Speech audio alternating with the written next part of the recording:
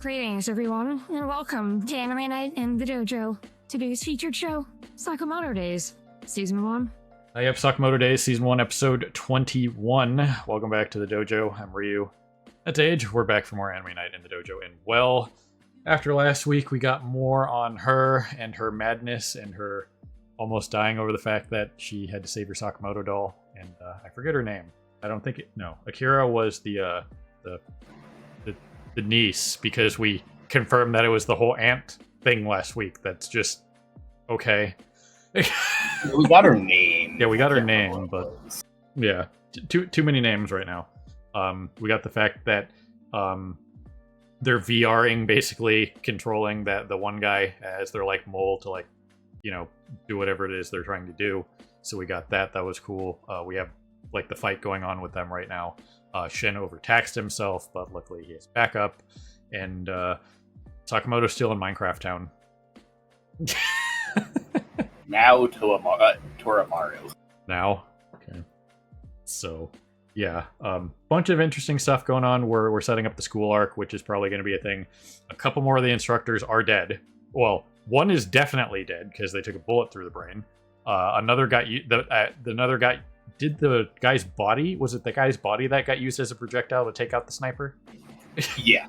He got shot in the head and is definitely dead, and then he got freaking used as a projectile to disable the sniper. We don't know the condition of said sniper, just that they're not firing anymore after they took a hand to the face. Yeah. The, like, knives clothesline girl, she did a backheader into a rock face, so she might be dead. And we don't know what happened to, like, the airlines woman. She was kind of there, but then she wasn't in any other shot. So there's stuff going on, and it's interesting. So I'm looking forward to seeing how this season wraps up. What they'll be segueing into, what they'll be doing with Slur and whatnot. But this season has been pretty good establishing what it needs to establish, what's going to be going on, and how Slur is probably going to be majoritarily the overarching bad guy of the series. Maybe not the final boss, but definitely like the big bad for quite some time. So yeah. Anyway, that being said, people on Patreon will get the timer stuff set up for you here in a second, and on the other side of the edit for people on YouTube, we can see you for review and discussion as always. So we're gonna push the buttons and see what's up with this week. So here goes some. Well, alrighty then. You guys ever see anyone so nonchalant that they just, you know, fight while eating a sandwich or drinking something, or, you know, whatever else he was doing, you know, just in the background? You know, even after the visor gets cracked, you know, fighting on one eye, that kind of thing. We already knew Gaku was a pretty big deal. You know what I mean? Being for what he was capable of doing, that kind of thing. So, yeah, obviously he couldn't take on the old man with the katana. But, you know, that guy is... Even Slur couldn't take him on. Yeah, even Slur can take him on. So, you know, him being potentially some mythical being that's like the... just the subconscious, you know, coagulation that we talked about, that he could just be like the will of the assassin manifest, you know what I mean, as like a potential demigod or something, you know what I mean, like a cognitive god. That, yeah, that anybody's can have a problem with that guy. But outside of that, Gaku seems to be a pretty big deal, even when he's at a you know, having to fight with a half a second delay. Because I think most of us has probably dealt with ping, you know, latency, that kind of thing, lagging it. Yeah, no, like, Shin was pushing himself to actually stay in this fight and stuff like that, but Gaku is Slur's apprentice, and frickin' he's fighting at a half-second delay in a confined space while holding back so that he doesn't break the frickin' the remote body that he's controlling. Yeah.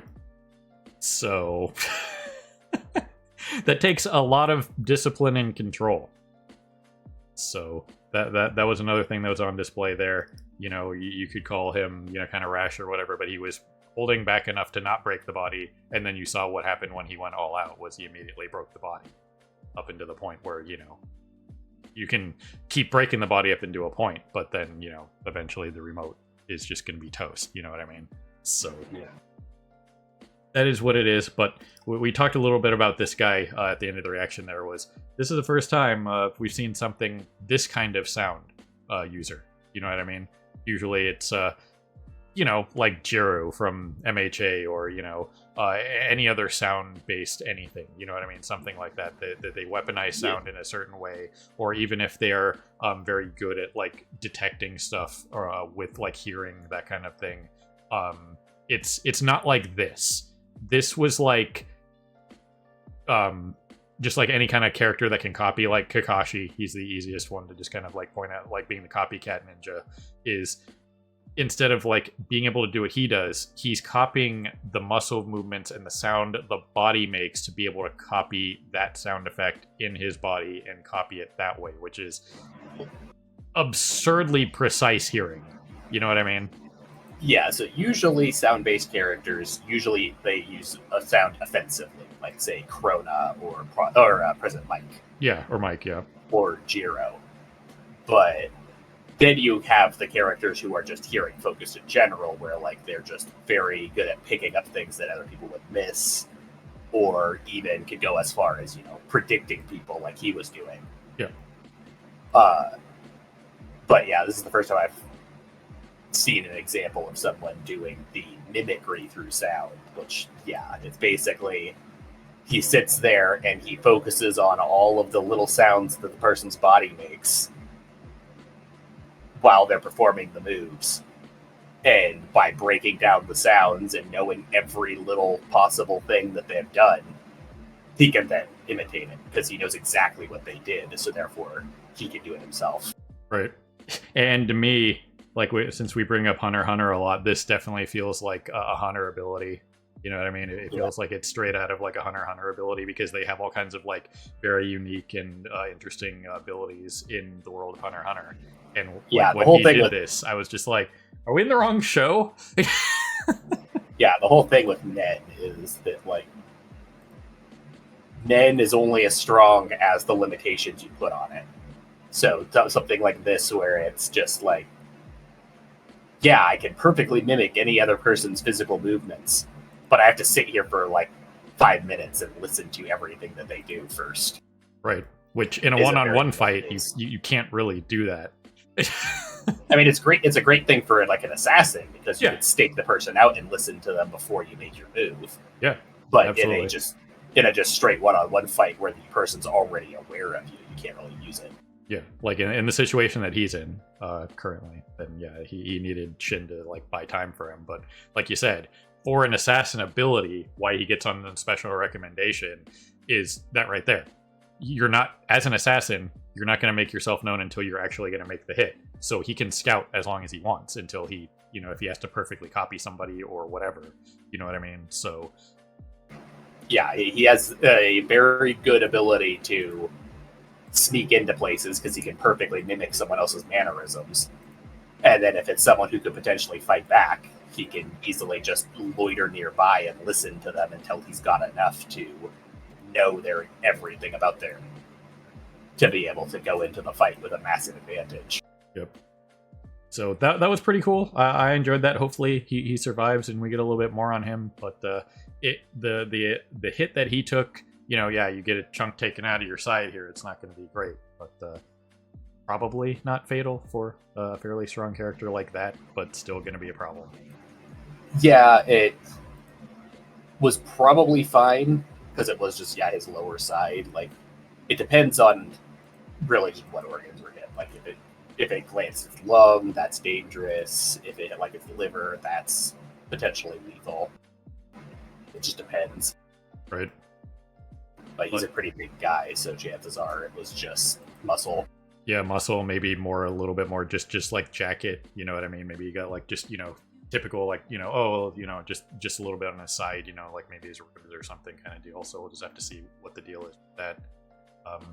But yeah, other than that, the action sequences were solid. Shin showing resolve, that kind of thing, spurring the other students into doing stuff. Their interactions were great for what they were with the clairvoyant stuff. Shin wanting to push past his limit, that kind of thing. But at a certain point, you got to know when to, you got to know when you actually hit your current limit, because pushing yourself past that limit is only going to be a detriment to you. Yeah, like there's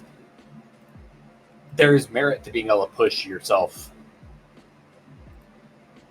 like, you know, the freaking MHA going 110%. But you also need to check yourself, because freaking pushing yourself beyond your limit too far or too often will cause permanent damage. Right. And we had the callback to Mia, Turbo Granny, same VA, telling him, hey, you know, your limit's probably about 5 minutes, but, you know, kill yourself, you know, by all means keep going. And he's used his power multiple times today. It's still the same day. It's still the same day from the plane stuff. You know what I mean? And this was supposed to be a survival thing over multiple days. Multiple days haven't happened yet. It's, you know, maybe like an hour or two later. It's not that long. We've harped on this show showing off like the time of day earlier in the season, like in the amusement park. Well, here it's still looking like early afternoon the whole time. So at most it's been a couple hours since the test has started. Yeah, no, this went pretty quickly, because it was like they landed, they were given the assignment of the whole like playing the tail tag and whatnot. Everyone scattered, and most of them immediately just went straight to hunting hunting everyone else. It was basically only Taro's group that actually like set up to try to go for the long haul. Yeah. And then freaking Gaku made his move because everyone else was already dropping. Yep. So either way, again, just overusing your power, you know, it's going to be a thing. So it's just one of those. It's a long game thing, and it's an endurance grind to slowly push that limit. You know what I mean? Since we talk about MHA, it's no different than when Ida pushed his Recipro from, you know, a burst, you know, lasting, you know, 10, 15 seconds or whatever it was, to 10 minutes over time, over those 6 months. You know what I mean? That they were training. So that's going to be the same thing with Shin. You're not going to just start using your power, and then the next day all of a sudden he's going to go from 5 minutes one day to, you know, like 20 minutes the next day. It's not happening. You know what I mean? It's going to take a little bit. So as for Shin's power, at some point he'll probably be able to do it for a longer period of time, or have it be stronger and more, you know, see farther into the future or whatever. But it's not going to be just, oh man, he's doing this for the first time, training it, and then all of a sudden he's just going to be able to just like master it and have it be at its like highest level possible. I mean, frankly speaking, the fact that he can already do it as much as he can is pretty up there. 5 minutes in 5 minutes in a day for something like that is a pretty big deal. Assuming you only have to go after like one target a day. If you're fighting for more than 5 minutes, something's up. You know what I mean? Yeah, most characters in like Shonen and stuff like that, that kind of level of new power would be far more limited when they first get it. Yep. Like, we keep using the MHA as an example. Like you mentioned, Ida could only go for like 15 seconds when he first developed the Recipro Burst. Yeah. And freaking Deku could only go like at most like 5%, and even then he was still breaking limbs and shit like that. Yep. So 5 minutes is a long time. Put a timer on your phone and just sit there for 5 minutes and just see how long that is. You know what I mean? When you're thinking about it in combat, 5 minutes is a long time. Yeah, no, 5 minutes in combat is forever. Especially when you're dealing with a power that itself is like inherent time dilation. Yep. That's literally like 2 to 3.5 rounds of boxing or UFC or any of those things, because most of those are like 2 minute rounds. So that's a lot, man. So it's kind of an interesting thing to think about. But the other thing to mention here, we mentioned at the end of the reaction there too, was just the absurdity that is Sakamoto. And there it is. So we found a piece of what I was looking for. And we talked a little bit about it at the end of the reaction, though. It's, you know, spinning a wheel, picking up a wheel, you know, just when it's off the ground, you can rotate it. You can even, you know, it's a wheel. You can push it, you know, like roll it down your driveway, roll it up your driveway. It's a wheel. It's designed to be easy to roll. However, to get this is plane landing gear. A fairly major airplane landing gear. That landing gear that he's sitting on using like a Segway, bare minimum 300 or 400 pounds, even as it's cut off right there with those two big wheels. Okay, so you got to deadlift it with one hand, with one arm. That's already a pretty massive feat of strength. That's not what we're going for here. You can swing it around like a mace, whatever, like he did. Picking it up and generating enough centrifugal force to then slam it into the freaking wing, the ground in this case, but it's the wing of the plane, but it functions as ground, and then still having enough, rotation off those wheels to launch yourself several hundred feet in the air, meaning the speed of that had to have been at least 90 to 100 miles an hour that he's going right there. Yeah. Okay? So the feats that Sakamoto is pulling off, the hilarious ones, like with the diary when he got like the face stuck on it. I hope you guys saw the frame. We mentioned it during the reaction where his face was stuck on the diary after he hit him with it. That was hitting hilarious. him so hard with the diary. Hitting him so hard with the diary that his face was imprinted on the diary. Yeah, hilarious. Full Michael Scott right there. But just we had the using the terrain to his advantage, like his locations to his advantage, and just the absurdity of doing something like this. You know what I mean? That's why we're making like the comparisons. Like he's had comparisons made to like Yor Forger from Spy Family, stuff like that. I think she's still undersold, especially because she doesn't do stuff like this. She doesn't do absurd things in like absurd ways. You know what I mean? She does normal things in absurd ways, like throwing a dodgeball and breaking the sound barrier. You know what I mean? And shattering an entire row of trees with a rubber ball. You know what I mean? Yeah.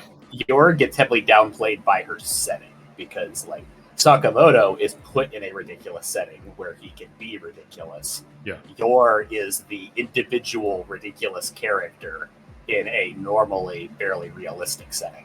Yeah. So that's why I think a lot of people undersell her, because she's the abnormality. Sakamoto, there's plenty of guys out there that are like in his ballpark. There's nobody in Yor's ballpark in Spy Family. You know what I mean? I mean, some of the other members of the some Guard of the other assassins, but we haven't really seen much on the Guard yet, and just in general haven't gotten into any of the more absurd aspects of Spy Family. Yeah, like pretty much all of the absurdity has just been comedy and social situations. It hasn't been physical absurdity, except for when Yor tries to do something normal. Yeah, but either way, just insane, but amazing action sequence. Everything was there that needed to be. I think they nailed this one. This was definitely a very fun episode to watch. Absolutely, with some serious undertones of Shin sparking, just resilience and resolve in the other students. You know what I mean? Yeah, like he has his imposter syndrome as a result of, being just a Sakamoto fanboy for all those years. And now that he's having to kind of stand on his own, he still keeps comparing himself to Sakamoto and realizing that he's not Sakamoto. And he never will be. But he hasn't fully came to that realization of, well, if I'm not going to be Sakamoto, what am I going to be? And, like, he himself so far has shown that he has a lot of, like, leader aspects. He's very good at motivating other people and coming up with ways to get other people to actually act to their fullest. Yep. Which is something Sakamoto does not know how to do. Sakamoto is just an elite assassin. Like, he doesn't have any sort of significant social skills. He doesn't even talk most of the show. It's freaking Shin just reading his mind. Yeah. So, yeah, it's just one of those things where I'm glad they're still touching on those things, and it's not to be understated and like just kind of like ignored, because it's going to be probably a big part of Shin's character in the future. And let's not pretend like they didn't see it at some point in the future. It's like, well, why is Shin leading this? Where has he ever shown this? Right here. You just forget it because of crap like this. Like, it's just one of those things. What are you going to remember? Shin's resolve or Sakamoto using a freaking landing gear as a mace and then, a Segway? You know what I mean? Yeah, no, like, Shin is probably never going to be on the same level that, like, Sakamoto or probably even Liu gets an absurd, like, actual abilities by the end of this. But he's going to kind of be the lily of the group, and then, like, he's still going to be competent in a fight, but he's still going to be by far, like, one of the weaker members of the group in a straight up fight. But he brings so much utility to the table that he's still very much worth having around. Actual versatility. Yeah. Not World of Warcraft versatility. That's gonna aggravate me as long as I exist. World of Warcraft versatility doesn't make you versatile. It just increases your base damage resistant damage done. That's not being versatile. That is just a power increase. That's not versatility. Go home, Blizzard. You're drunk. Probably still drunk. It's not what being versatile means. If you're a bodybuilder, becoming versatile as a bodybuilder doesn't mean you can lift more weight. So, anytime I can get a dig on Blizzard's versatility, I'm doing it. For the rest of time. They can kiss my ass. But yeah, either way, great episode. I enjoyed it. It was fun. And let's not forget about the Shin stuff. That's something we definitely, I'm pointing it out massively, because let's not forget that, because that's the important bit of this episode. Obviously, the fun stuff was fun, the fight stuff was fun, but that was the character development that we needed to pay attention to. And Mr. Sakamoto saying, hey, no, I'm trusting you to handle this. You know what I mean? Don't worry about, like, being me. You know what I mean? Yeah, no, Sakamoto's already kind of putting it together that Shin is trying to become independent, so he's trying to support that as much as, he's sad about it. He no longer has his little freaking greatest fan following around everywhere. Yeah.